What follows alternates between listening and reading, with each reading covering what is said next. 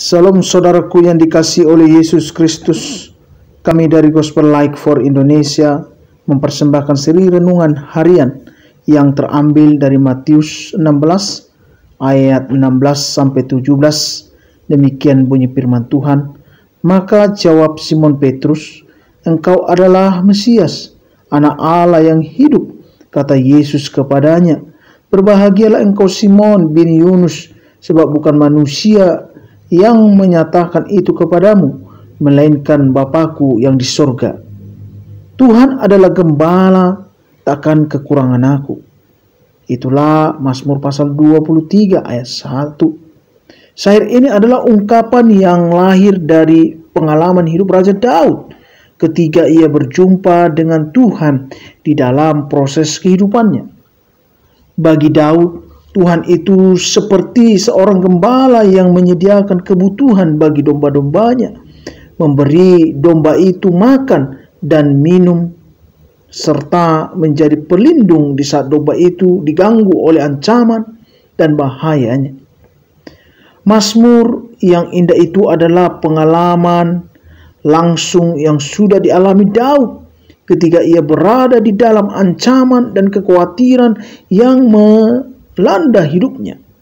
Saudaraku yang dikasihi oleh Yesus Kristus, Tuhan hadir bagi Daud untuk memberi ketenangan dan keselamatan baginya. Kita dapat membaca di dalam Mazmur 62 ayat 2. Bersama Tuhan, Daud tak pernah kekurangan sesuatu apapun. Dalam Tuhan membutuhkan dan dicukupkan. Siapakah Tuhan itu di dalam kehidupanmu? Adakah kita mengenal Dia dengan baik dan benar? Saudaraku yang dikasihi oleh Yesus Kristus, Petrus adalah salah satu dari 12 murid Tuhan Yesus yang memiliki karakter yang unik. Ia adalah murid Yesus yang berani, mempunyai semangat, mau bekerja keras, serta sangat mengasihi Tuhan. Tetapi tak kalah dalam suatu peristiwa tertentu, bisa saja Petrus kehilangan keberaniannya, semangatnya, dan kasihnya akan Yesus oleh karena Petrus kehilangan keberaniannya.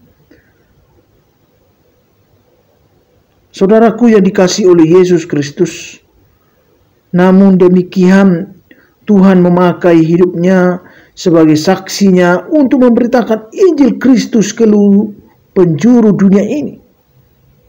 Di dalam perikop Matius pasal 16 tadi, Petrus digambarkan menjadi orang yang pertama sekali melihat dan mengalami kehadiran Allah yang Immanuel itu, serta mengaku bahwa Yesus adalah Mesias, Anak Allah yang hidup itu.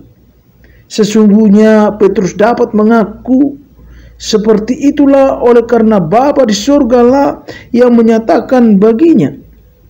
Pengakuan Petrus tentang diri Yesus sebagai Mesias dan Anak Allah lahir sebagai bentuk pergumulan dan proses hidup yang sudah ia jalani bersama dengan Yesus.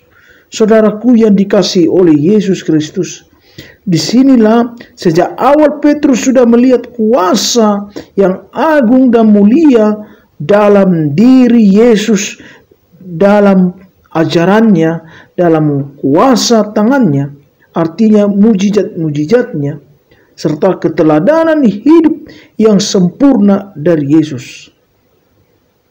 Saudaraku yang dikasihi oleh Yesus Kristus, perjumpaan dengan Yesus dan pengalaman beserta dengan Dia akhirnya membentuk keyakinan di dalam dirinya yang kemudian disempurnakan Allah melalui kehadiran Yesus itu.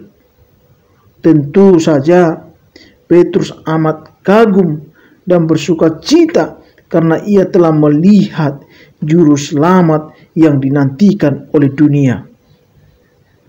Saudaraku yang dikasihi oleh Yesus Kristus, Kita perlu merenungkan kembali sejarah hidup kita sejak kita berjumpa dengan Tuhan. Adakah Tuhan Yesus menjadi juru selamat di dalam kehidupanmu? Inilah yang menjadi pertanyaan di dalam kehidupan kita.